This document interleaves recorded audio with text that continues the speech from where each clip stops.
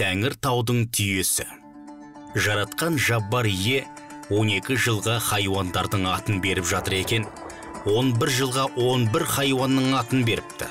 Қалған 1 жылдың атын алуға 2 хайуан талапты болыпты. Олардың бірі түйе, екіншісі тышқан екен. Жаратқан ешкімнің көңілін қалдырмау үшін оларға ақыл айтыпты. 2 талапкер күннің сәулесін кім бұрын көрсе, жыл соныкі болатыны туралы шартты қабылдайды.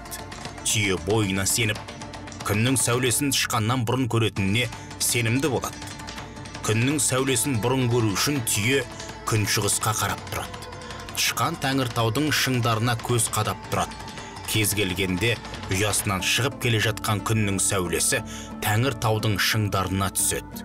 Сонда тышқан айғай салып, шығып келе жатқан күннің сәулесін өзінің бұрын көргенін жариялайды. Түйе бойына сеніп, жылдан құр қалғанына ыза болып, тышқанға тап береді. Тышқан күлдің арасына кіріп, жасырынып қалады. Содан бері түйе күл үйіндісін көрсе, тоқтай қалып, оны табанымен, төсімен таптап, тышқанды іздейді екен. Елдос Тоқтарбай мен Ерасыл Толымбекұлының Жетісу өңірінің аңыз әңгімелері кітабынан.